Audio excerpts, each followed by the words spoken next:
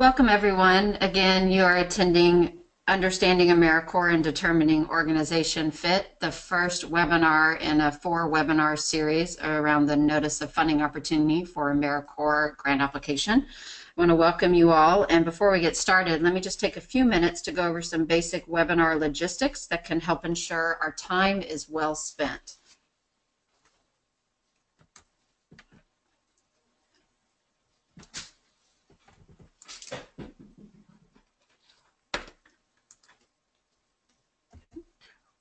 Sorry. All right.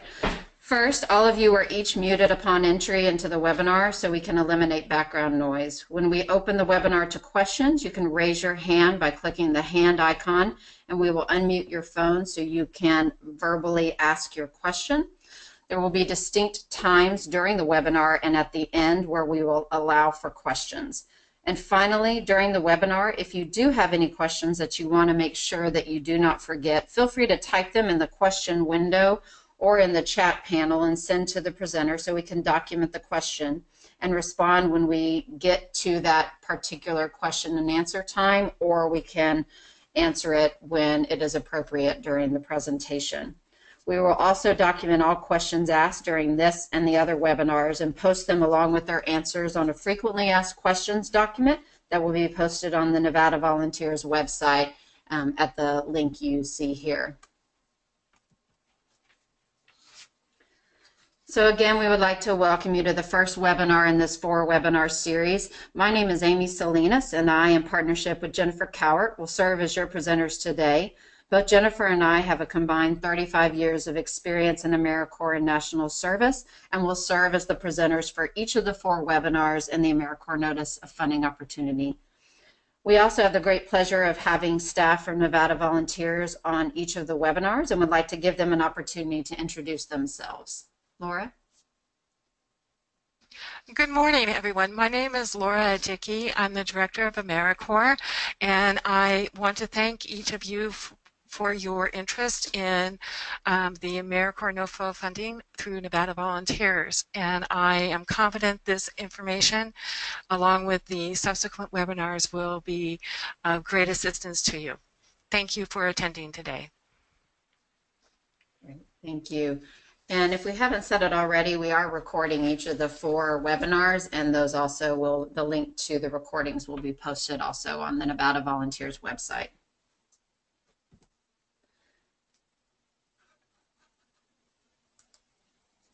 So today's webinar is the first of 4 webinars that will be delivered regarding the 2017-2018 Nevada Volunteers AmeriCorps Notice of Funding Opportunity.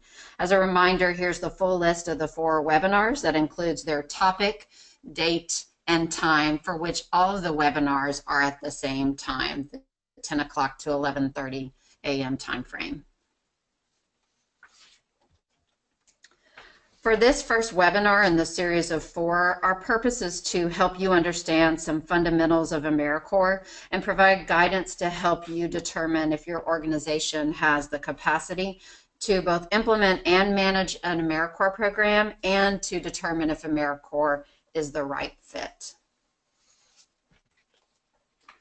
To support this purpose, here's what we're going to cover today. We'll talk about the national and state landscapes. We'll discuss AmeriCorps state and national program details. We'll talk specifically about AmeriCorps members, and then we'll talk about organization fit. Let's begin with an overview of national service. National service is a term we use for the programs and organizations that support service and volunteerism in communities across our country. First, all national service programs are supported by a federal agency called the Corporation for National and Community Service, also known as CNCS. The Corporation for National and Community Service was formed in 1993, but the history of national service stems all the way back to the 1960s. The Corporation for National and Community Service's mission is to improve lives, strengthen communities, and foster civic engagement through service and volunteering.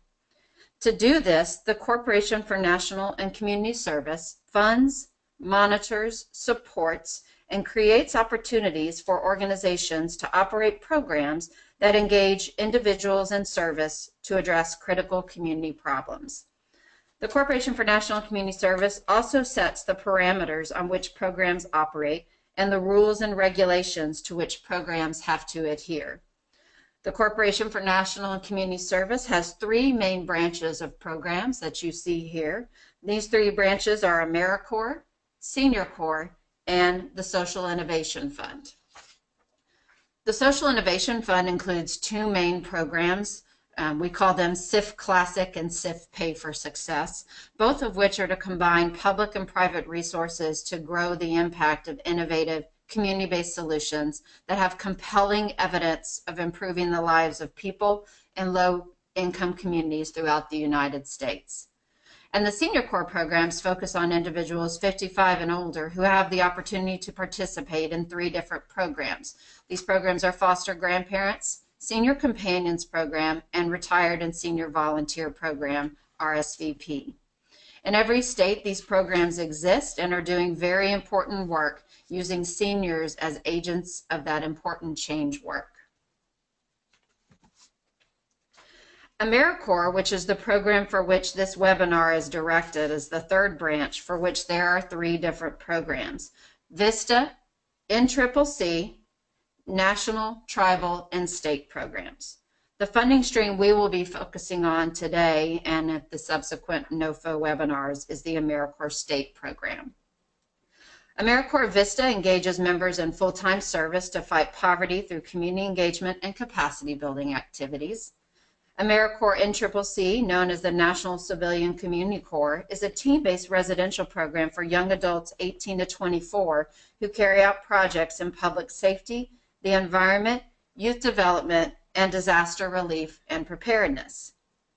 AmeriCorps State, National, and Tribal programs, the box you see at the top, engages members of varied hours in primarily direct service activities to address specific focus areas that serve as critical community challenges for which members and volunteers can address. Tribal programs are those that place members in Native American communities to address pressing community challenges.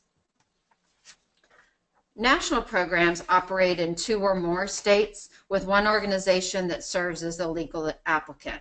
For example, Habitat for Humanity International might be a national program where they make the application and manage the program, but they place members in multiple states to focus on housing access for people from low-income backgrounds. If you are a national program, you are required to apply directly to the Corporation for National and Community Service and complete a consultation form that can be found on the Nevada Volunteers website. The national submission information can be found on nationalservice.gov.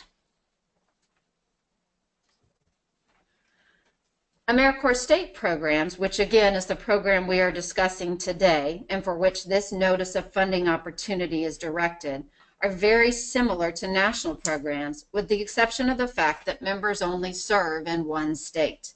State programs are operated by one legal applicant that places members of varied types, for which we'll discuss later, in one community, in multiple communities, or across the state. In every state, there is a state commission, that is the state agency that is responsible for funding, supporting, and monitoring the AmeriCorps programs in their state. For Nevada, the state commission is Nevada Volunteers. All state programs are accountable to their state commission. They must apply to their state commission and must report to and adhere to all requirements that the state commission puts out. So let's talk more about AmeriCorps so you have a better sense of its purpose, how it operates, and some important elements for you to understand.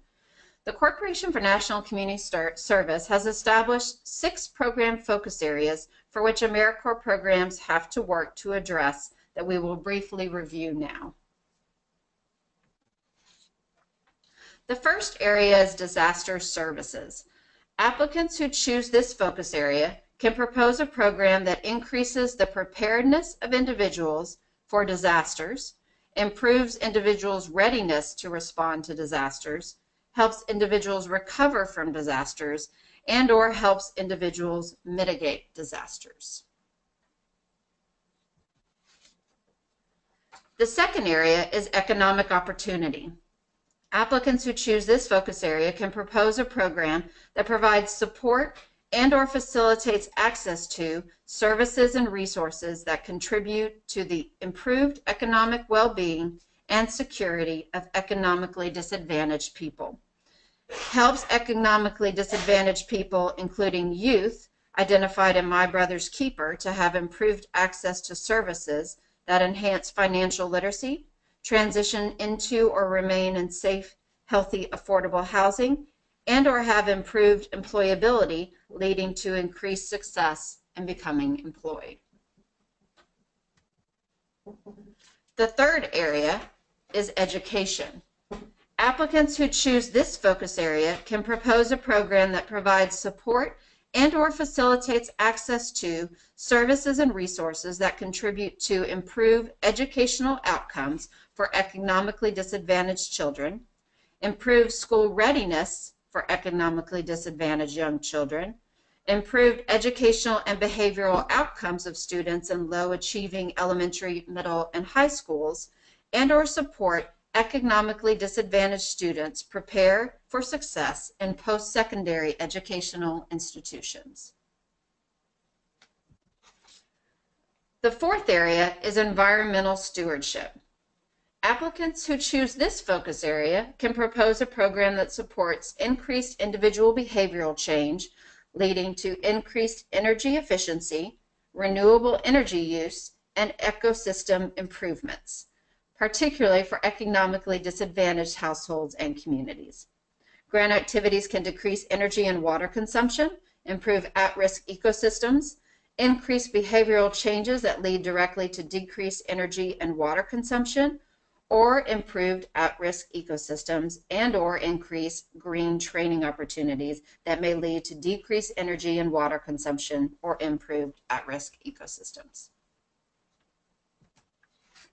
The fifth area is healthy futures. Applicants who choose this focus area can propose a program that improves access to primary and preventative health care for communities served by corporation and national community service supported programs, increases seniors' ability to remain in their homes with the same or improved quality of life for as long as possible, and/or increases physical activity and improves nutrition in youth with the purpose of reducing childhood obesity. The sixth area is veterans and military families. Applicants who choose this focus area can propose a program that positively impacts the quality of life of veterans and improve military family strength, increases the number of veterans, military service members, and their families served by the Corporation for National Community Service supported programs, and/or increases the number of veterans and military families that are engaged in service through the Corporation for National and Community Service supported programs. Any organization who wishes to apply for, develop, and manage an AmeriCorps program must identify one or more of these focus areas. Typically and recommended, organizations only pick one focus area. And once an organization chooses their particular focus area, they then are required to select a minimum of 2 aligned performance measurements that the Corporation for National and Community Service has already developed and requires its grantees to pick from. We will discuss these measures on the third webinar. In addition to the AmeriCorps focus areas we just highlighted, the Corporation for National and Community Service annually establishes their own funding priorities based on needs and/or patterns identified throughout the United States. The priority areas may provide some extra points in their grant review process, but it is important to understand that your program should be based on an identified community need that you work to support and not based on trying to address one of the funding priorities for extra grant application points. This year's funding priorities are the ones you see here and on the next slide, for which more information on these can be found in the mandatory supplemental guidance document that we will reference at the end of this webinar as one of the resources you need to have access to and read. So again, the list here: disaster services, particular economic opportunity, STEM education, 21st Century Service Corps, healthy futures in reducing and or preventing prescription drug and or opioid abuse, veterans and military families, governor and mayor initiatives, and the ones you see here: programming that supports My Brother's Keepers, multi-focus intermediaries, safer communities, evidence-based intervention planning grants, and encore programs. Again, more details can be found in the supplemental guidance around these funding priorities. And again, these are Corporation for National and Community Service funding priorities.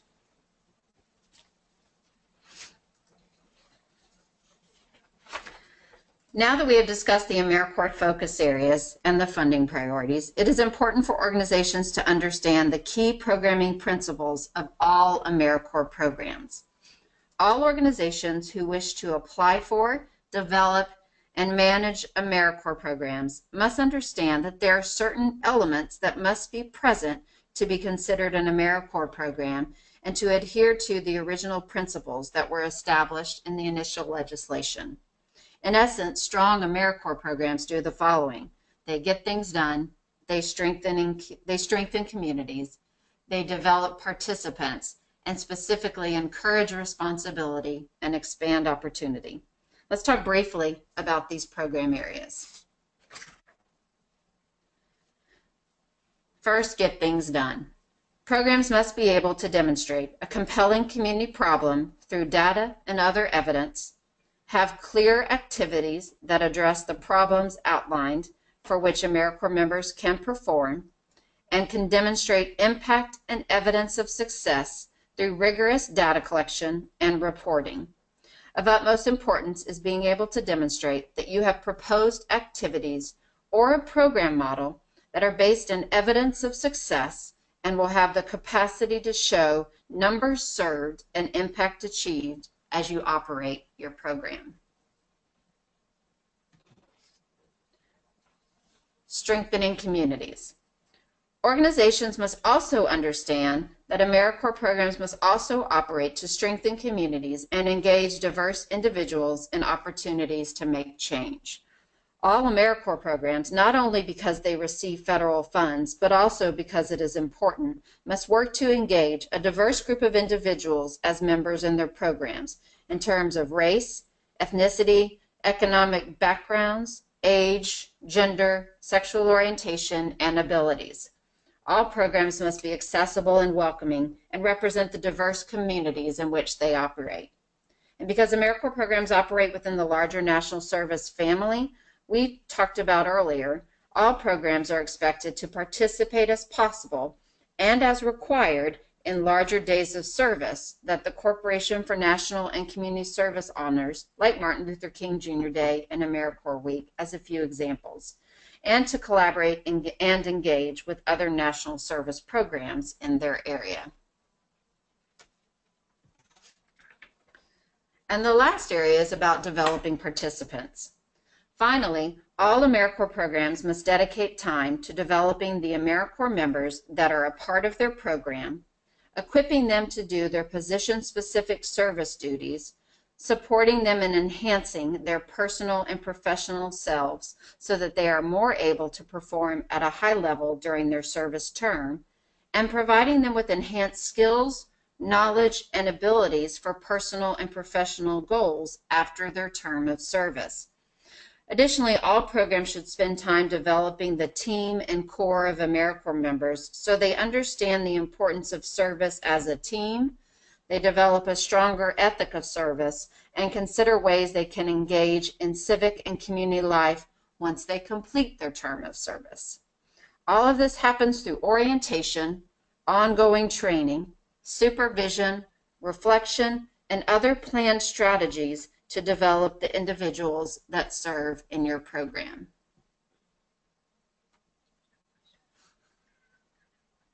We would like to take a moment now to pause and see if there are any questions in regards to the information that we just presented. At this point, we have no questions that have been typed into the question or chat box, but if you have a question that you would like to ask verbally, please indicate so by raising your hand and we can unmute your phone. We'll wait a minute to see if anyone has any questions.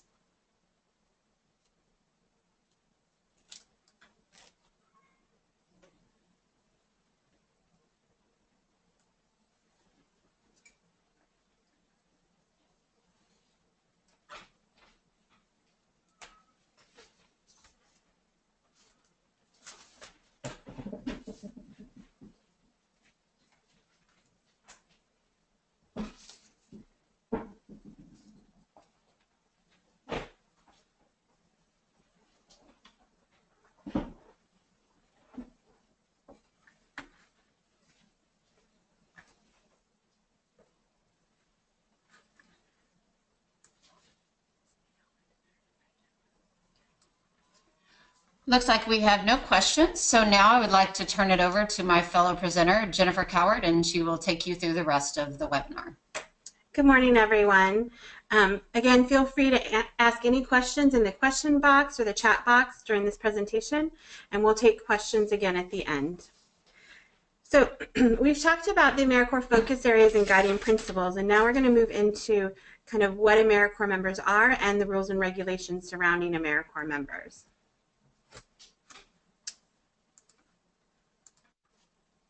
So, at the root of everything we've talked about and will talk about in this and all of the webinars are federal rules and regulations that guide AmeriCorps programs. As we have stated before, AmeriCorps programs are funded in part through federal dollars. As such, there are rules and regulations that govern the program to which all organizations have to adhere to and clearly understand.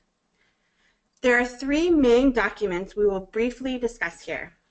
The first one is the National and Community Service Act of 1990, as amended by the Serve America Act. This authorizes AmeriCorps to exist and governs all AmeriCorps activities. The second one is the AmeriCorps Regulations.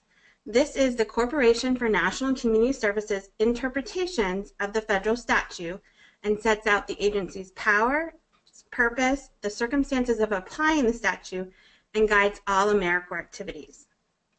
The third document is the AmeriCorps Terms and Conditions.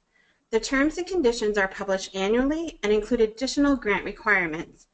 These can be found on the Corporation for National Community Service website and on the Nevada Volunteers website under Grantee Resources. There are two specific documents here under Terms and Conditions.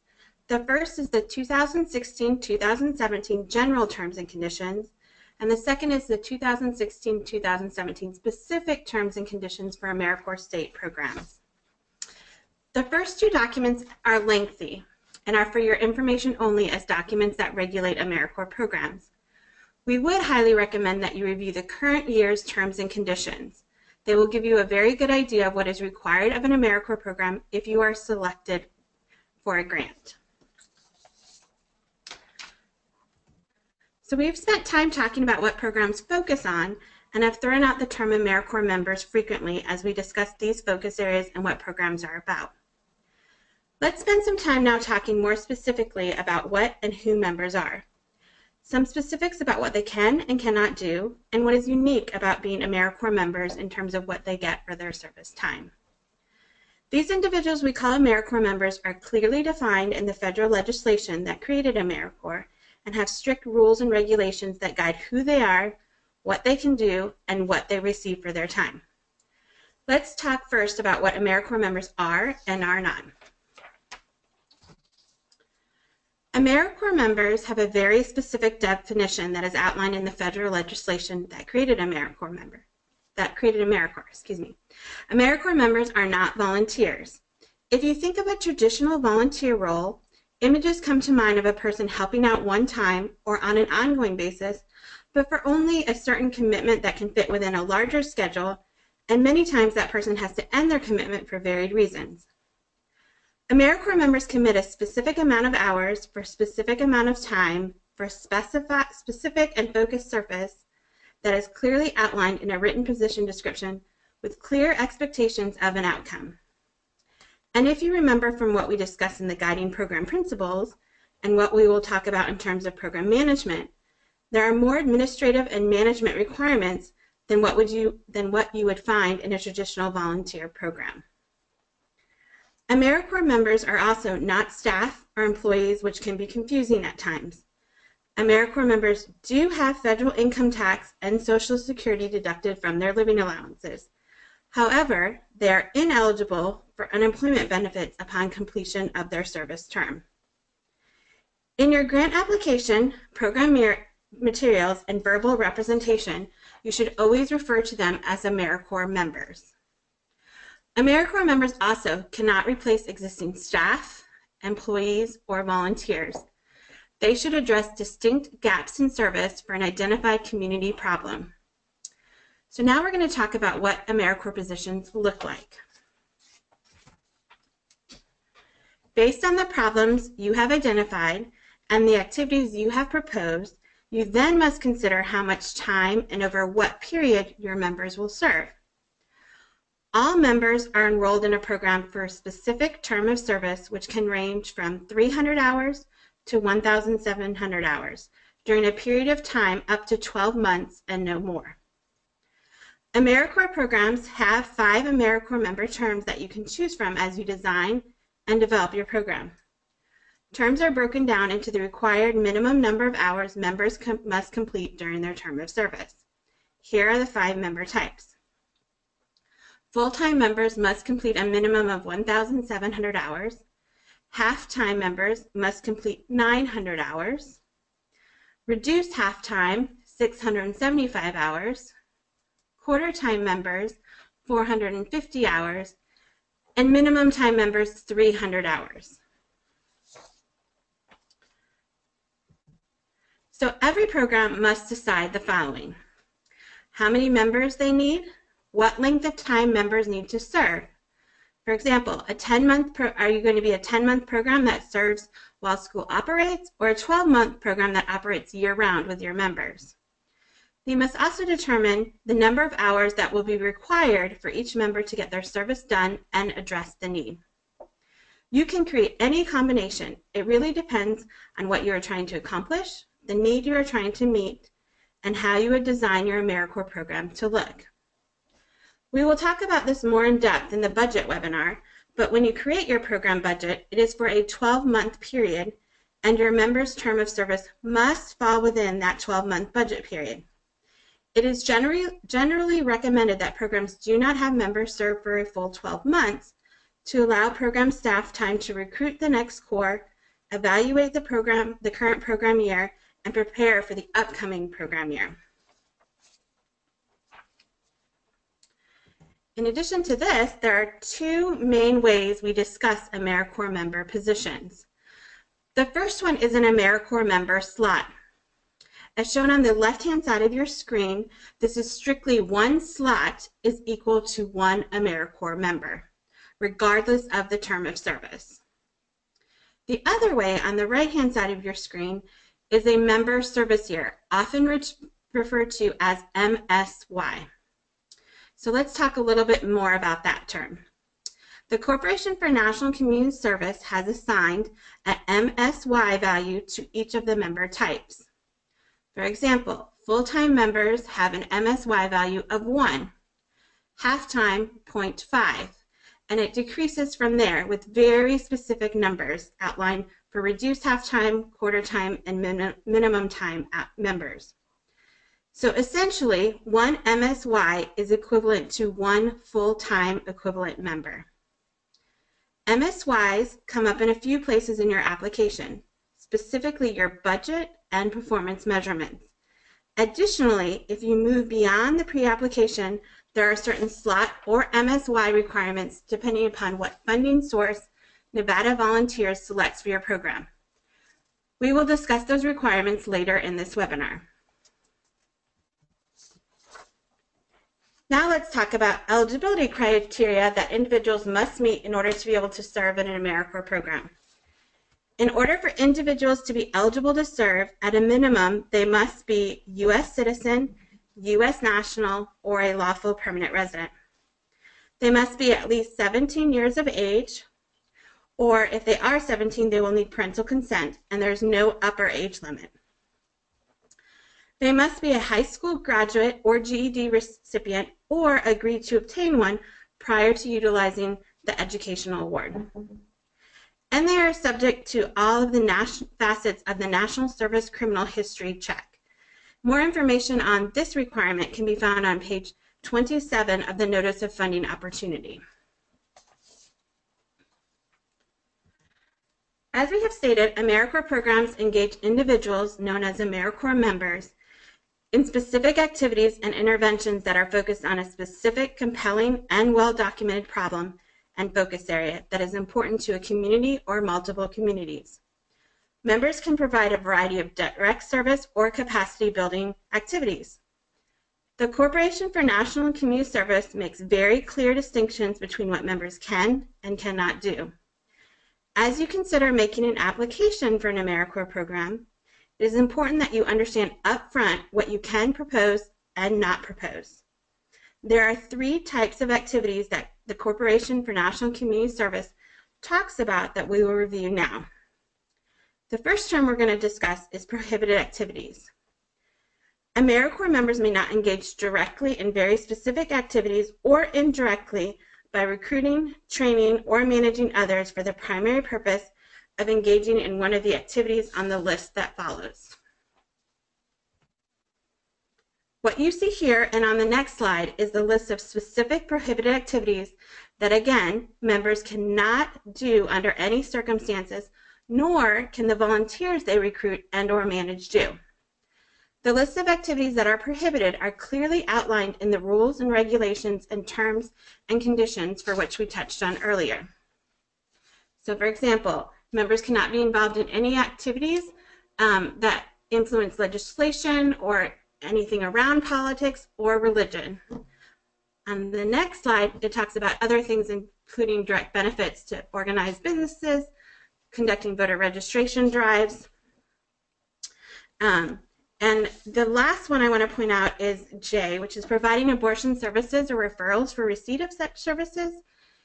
If you are considering the Healthy Futures focus, it is very important that you understand the prohibition against providing abortion services or referring individuals to abortion services.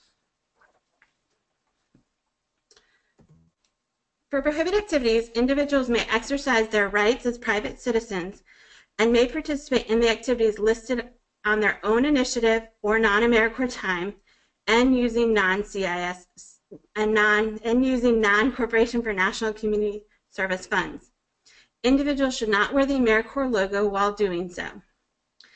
Prohibited activities also apply to staff, including host site staff, while they are charging time to the grant, and volunteers recruited and managed by members, and these activities are also consistent across many federal grant programs.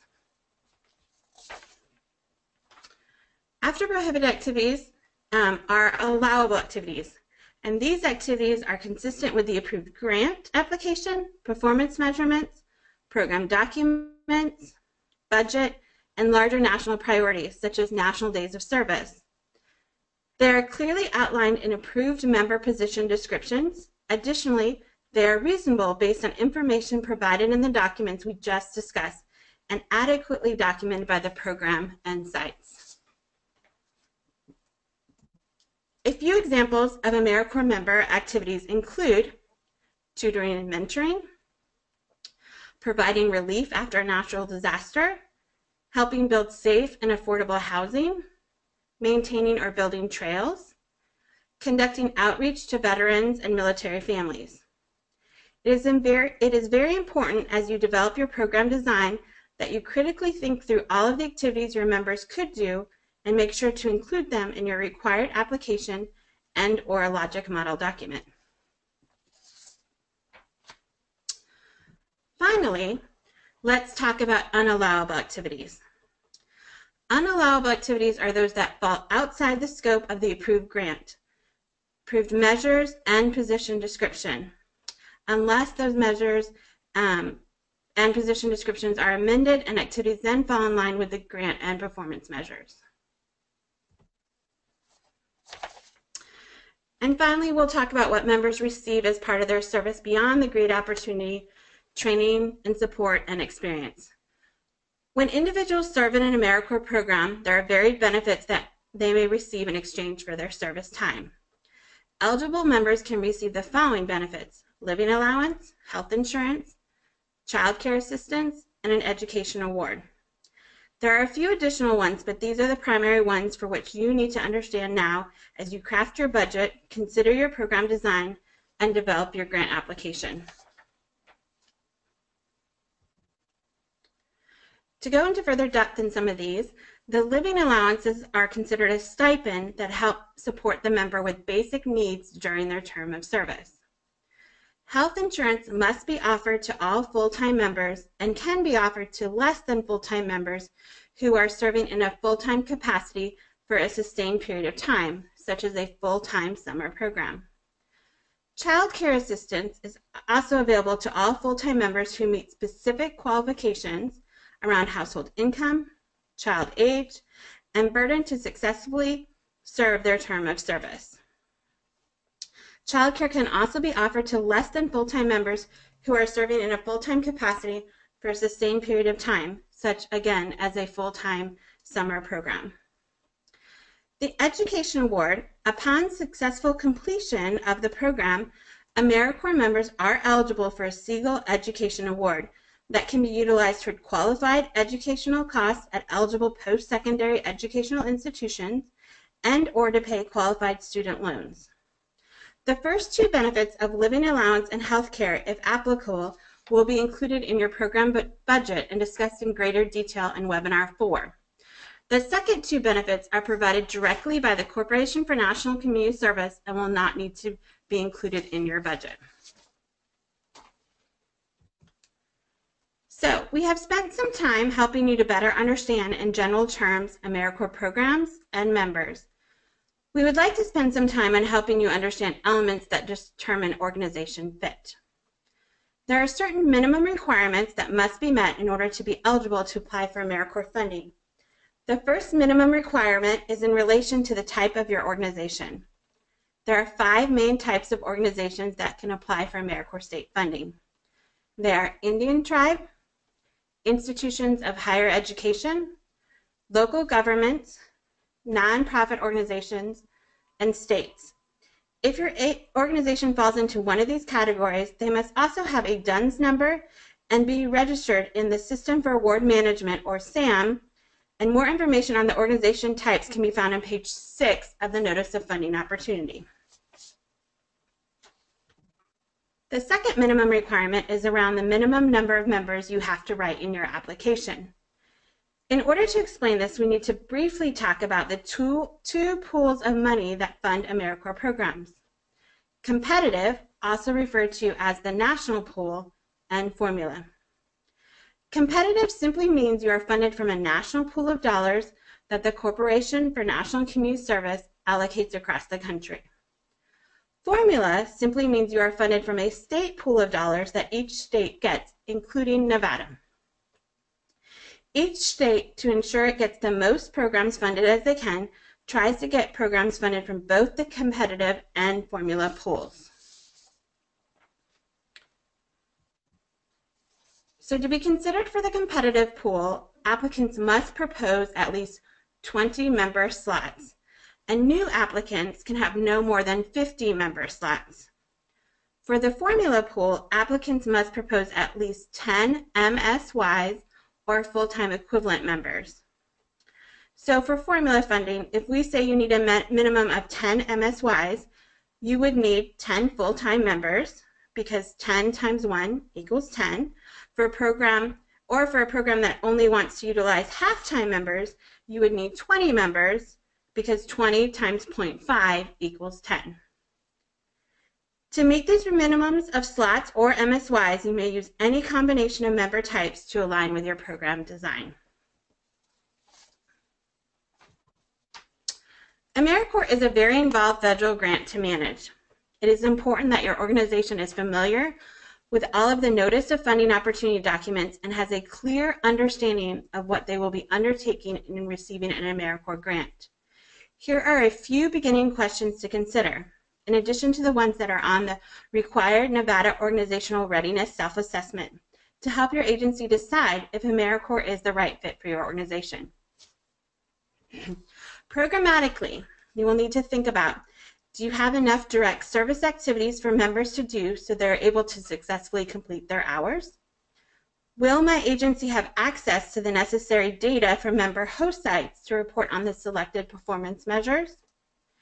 And then how do you ensure the integrity of the data and data collection methods where member host sites are responsible for the performance measures? For program management, per the Notice of Funding Opportunity, Nevada Volunteers requires that a full-time program director manage the AmeriCorps program. Is this possible? Does your agency have the administrative, such as human resources, accounting, etc., support to assist in the management of the AmeriCorps program? And then finally, if we look at the fiscal piece, does your agency have the funds available to operate the AmeriCorps program pending reimbursement? Does your agency have available funds and/or in-kind resources to support the proposed program budget? Is the AmeriCorps program sustainable for your agency with match increases that occur after year 3? And has your agency managed federal and/or state grants in the past? So at the end of each webinar, we'll provide you with a list of resources we recommend you look at and read through that speak specifically to the topics we discussed today. Here is a list of resources for this first webinar that Nevada Volunteers will make available to you on their website. It's a Corporation for National Community Service fact sheet, Senior Corps fact sheet, AmeriCorps fact sheet, the Prohibited Activities list, the AmeriCorps Terms and Conditions, both the general and specific ones. So we will now take time to wrap up this call with an opportunity for you to ask questions, and we'll respond to any questions already submitted. If you have a question that you have not submitted in the questions box, please raise your hand and we will unmute your line. However, let's look first at the questions that were already submitted.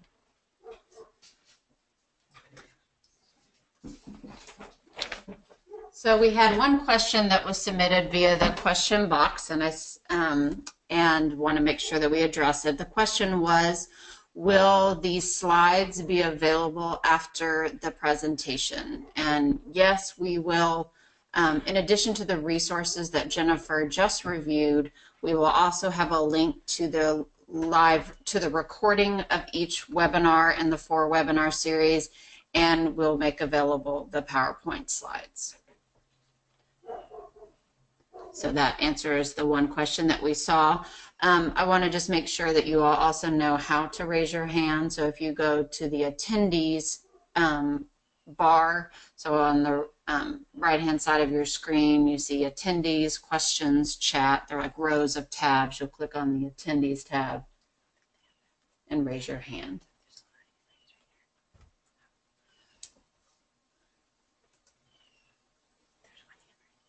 Or it also looks like you have a hand-raising tool on the top of your screen too. So it looks like we have one hand raised already, Cindy. So I'm going to unmute your line, and Cindy, you can go ahead and ask your question.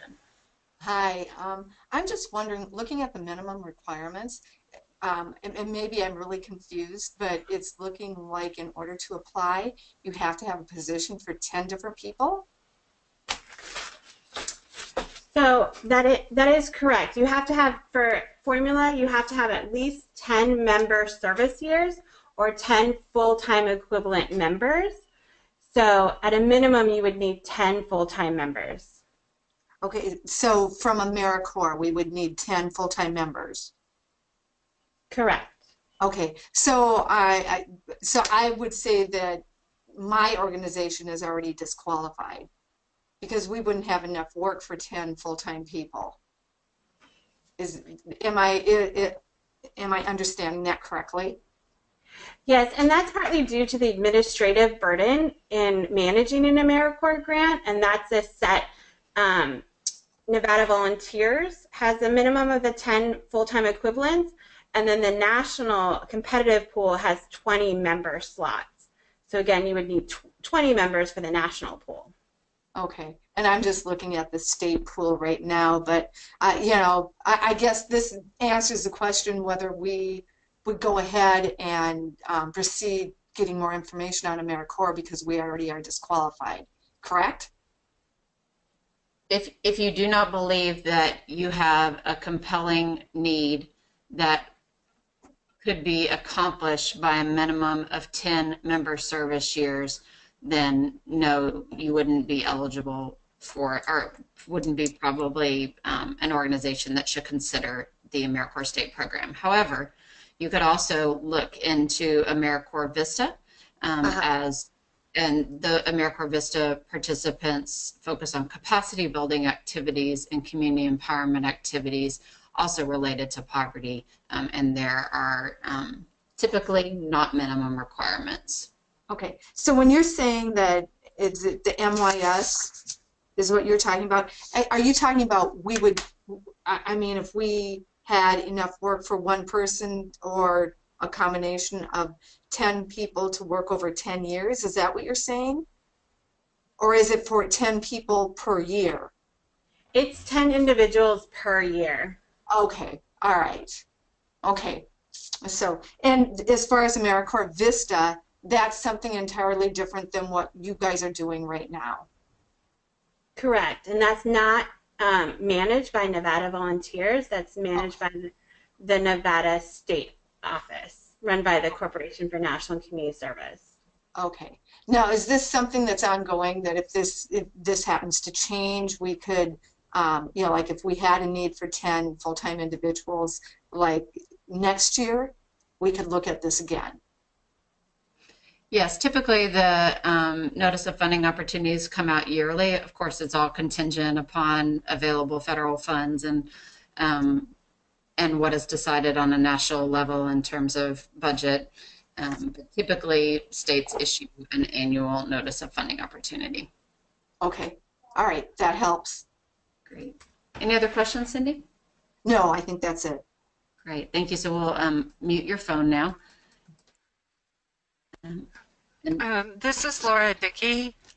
I was just going to mention that I can share with you Matt Johnson's telephone number. He is the director for the State Corporation for National Community Service, if you're interested in reaching out to him regarding Vista.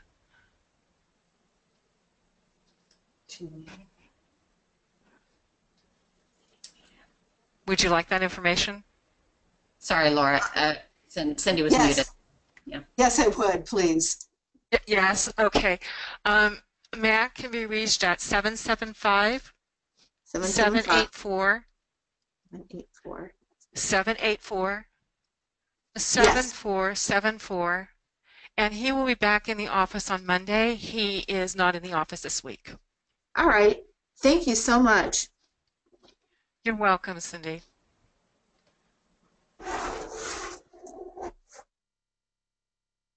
Okay, we're still taking questions. So again, if you have any specific questions, you can either raise your hand and we'll unmute your phone, or feel free to tap and type your question in the question or chat box.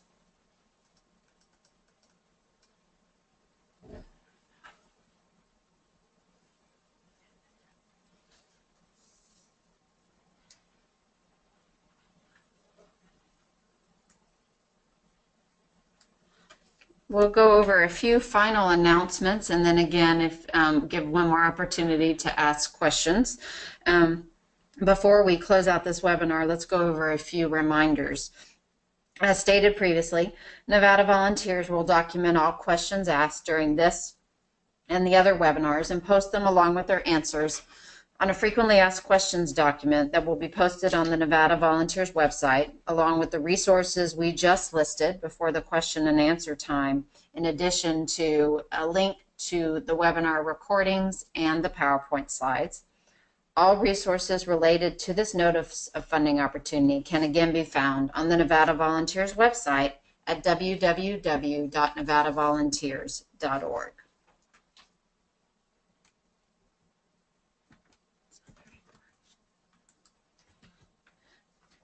And today's webinar is again the first of 4 webinars that will be delivered regarding the 2017-2018 Nevada Volunteers AmeriCorps Notice of Funding Opportunity, all of which are again from 10 to 11:30 a.m.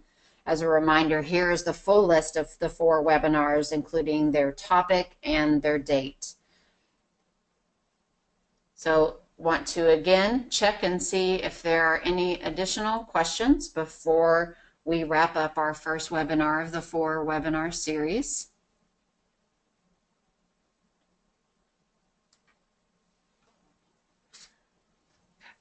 This is Laura Dickey again. I would just like to, since there have been some questions regarding VISTA, we are going to have an in-person meeting on Friday, October, a week from tomorrow, which is what, the 14th, at United Way of Northern Nevada and the Sierra from 9 a.m. to 11 a.m. And there will be representatives from the Corporation for National Community Service State Office as well as Nevada Volunteers to provide a more in-depth overview of the opportunities through AmeriCorps as well as through VISTA. So if you're interested in that, you can contact me directly at Laura, L-A-U-R-A, at Nevada Volunteers, and it's spelled out, .org. Thank you, Laura.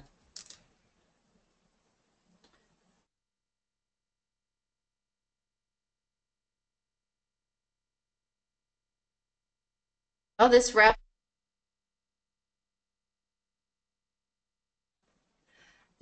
up our